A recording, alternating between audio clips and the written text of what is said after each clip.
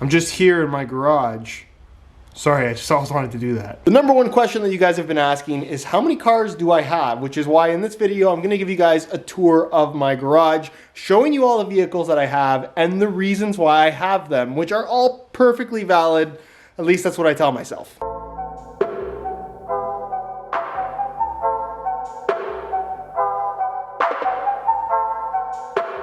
So in no particular order, I have a 2018 Mercedes-AMG GTR, a 2017 Alfa Romeo 4C Spider, a 2018 Lamborghini Huracan Performante, and then just outside, sitting in the driveway, is a 2019 Ford F-150 Raptor. Daily driver, track car, noise machine, monster truck. Like I said, perfectly good reasons for all of them. So I guess we'll start with my latest acquisition, which is the Raptor. And because it is absolutely freezing outside, we're actually going to talk about the Raptor while I'm inside where it's nice and warm.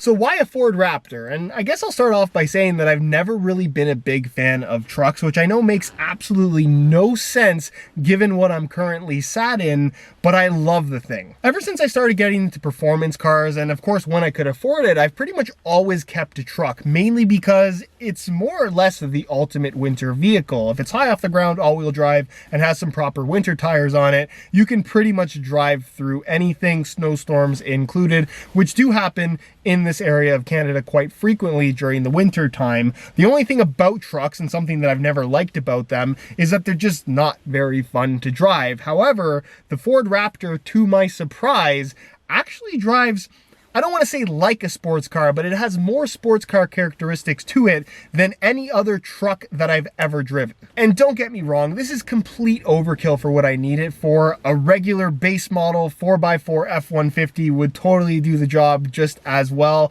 but this is a lot more fun. And this is the year that I decided that I really valued fun more than anything. If it meant that I would have to spend a little bit more on a vehicle to have a much more enjoyable time in it, I felt like that was worth it, and I couldn't be happier with the choice I made picking up this brand new Raptor. It really does feel completely different from an F-150, and I've had it out in 2 snowstorms so far, and I guess the biggest compliment I can give this truck is that I can't wait until the next one. More about the truck coming soon. Which brings us to vehicle number 2 that I'm sure a lot of you guys are curious about, and that is my 2018 Lamborghini Huracan Performante that I would love to give you guys a better look at, but unfortunately right now it is on the lift that I just got that I pretty much needed this year because I do have an extra car that I normally wouldn't have, and I didn't want to store it away from my house. So it's on top of this lift, put away for the winter, as is the Alfa Romeo 4C. They will probably be coming out in late March, early May. Stay tuned to the channel though, because there will be some content with this coming. I don't want to say soon because a couple months isn't soon, but you get what I'm saying. So first things first, you're probably wondering how I managed to afford a Lamborghini in the first place. And like I've talked about before on the SR4U channel, not on this one, but I've done some good business deals over the years, not just in regards to the SR4U channel. I've worked very hard at that, but a bunch of stuff behind the scenes that I've done pretty well with. And a Lamborghini was, for me, kind of the dream car as a child. So when I had the opportunity to get one for the first time, I did. And this is actually my second Lamborghini. The first one, if you guys follow the Car Problems Instagram, which is @CarProblems, it'll be linked down below. Make sure you go and follow that. I actually posted the very first Lamborghini that I bought a couple years ago. It was a Lamborghini Huracan, a 610-4, a 2016 model year, back when the car first came out. It was technically the second year, and it's something that was kind of a dream come true. I absolutely fell in love with the car, and I had it for 2 years until I ended up selling it, stumbled across an Audi R8 that I ended up straight piping. It sounded absolutely ridiculous.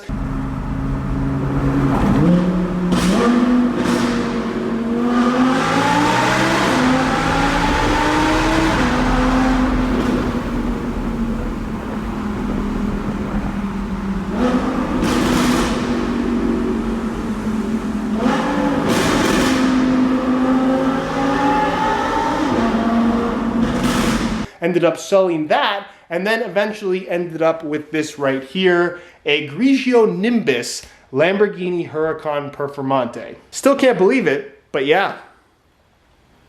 What was that light? Now this is a car that I picked up at the start of the summer and I have enjoyed it thoroughly, let me tell you. Now, a Lamborghini doesn't really serve a purpose. This is a car that I bought not only because it's always been my dream to own a Lamborghini, but because I just love driving it. This car sounds absolutely insane with a stock exhaust, which I'm not sure how Lamborghini managed to get this out there and approved by whatever government standards and stuff that they have to meet and have the car be this loud, because it sounds absolutely insane, and I'm very, very tempted to put an exhaust on it to see how much louder and how much crazier it can possibly be. And I was a little bit skeptical in purchasing this car, mainly based on the fact that I did have a regular Huracan, and I thought that was crazy. That was kind of my first experience with an exotic car or an Italian car, and I really enjoyed it. And I was kind of hesitant to spend the extra cash on a Performante over a regular Huracan, but I have to say that the experience,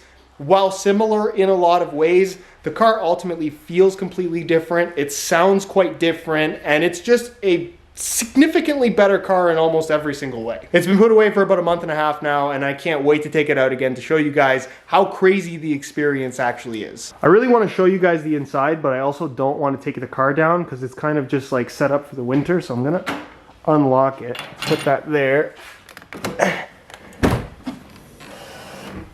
There we go. It's pretty much just black inside with red detail. Is it really that dark? Perfect. Well, that's the door at least. I don't know if you guys can tell, but my hands are literally ice right now. This might be the coldest garage tour ever made. Which brings us to this, my 2017 Alfa Romeo 4C Spider that I purchased brand new this summer. Yes, a brand new 2017 Alfa Romeo 4C in 2019. That pretty much tells the whole story here. This is one of the worst selling cars in North America, certainly in Canada, but I've actually owned two, this being my second one. So back when the 4C first came out, I think it launched in 2014, 2015 were the first model years, I absolutely loved the way that the car looked. And I drove past the Alfa Romeo dealer that happened to be local to me. The fact that we even had an Alfa Romeo dealer that was anywhere near where I lived was kind of luck of the draw as it is, because I don't think there's actually that many of them in Canada, but I drove past the dealer 4 or 5 times staring at that 4C that they had in the parking lot, and eventually I went in there. The sales guy told me, hey, you want to test drive one? I said no. He made me do it anyways, and I fell in love with the car and ended up buying it basically that day. And honestly, out of all the cars that I've owned, it's been the one car that offers easily the most unique experience of any modern car. And I honestly had no intentions of selling that initial 4C, which was a 2015 white. It was actually a coupe, not a Spider like I have here. I tracked the car. I absolutely adored it. But after 9 months, I got an offer that, quite frankly, I could not refuse. So unfortunately, I ended up selling it off. And ever since then, I really wanted an Alfa Romeo 4C in my collection again. And this summer, because it's such a terrible selling car, I was able to get a brand new 2017 model year for basically $20,000 off list. So that's exactly what I did. I bought another one. And the reason why I love the 4C so much is because I truly do believe that nobody else is ever going to build a car like this again. From a practicality standpoint, the car is terrible, and that's part of the reason why it hasn't sold very well. The lack of practicality, some people don't like the way that it looks, plus it is still relatively expensive. It's super low to the ground, it's very difficult to get in and out of, it's not very comfortable once you're in there, it's kind of loud, it gets quite hot because of the mid-engine thing. The build quality, I have to be honest, is a little bit sketchy. It pretty much has no storage space at all, and because the storage space is right behind the engine, whatever you put in there basically cooks. And then it has a hood that looks like a hood but isn't actually a hood at all because you can't open it. But what this car does have going for it is that it's incredible to drive, and the main reason for that is because it's designed in such a way that most modern cars aren't. One, it's a carbon tub car, so if I just open up the door, which the door is locked, unlock it, you can see that the entire inside of the car is exposed carbon, and that's because it is actually a carbon monocoque car. That carbon tub makes for an extremely stiff chassis, but most importantly, the car is actually very lightweight. North American spec is about 2,400 pounds. This one has quite a few modifications though to shave a little bit of weight, so it's probably right around 2,300. The car also has a dual clutch transmission and full manual steering, all hooked up to a 4-cylinder turbocharged engine that's quite small, 1.75 liters. Stock, it would make about 237 horsepower. This, with the modifications that it has, is making about 350 horsepower in a car that only weighs 2,300 pounds. So the driving experience of this thing, let me tell you, is absolutely insane. It's basically like driving around in a ridiculously fast go-kart on the road. And maybe this sounds crazy to say, but honestly, I have just as much fun driving this little Alfa Romeo as I do this Lamborghini. This is another car that I'm extremely excited to show you. Unfortunately, it will have to wait until some warmer weather comes because I've done so many modifications to this thing.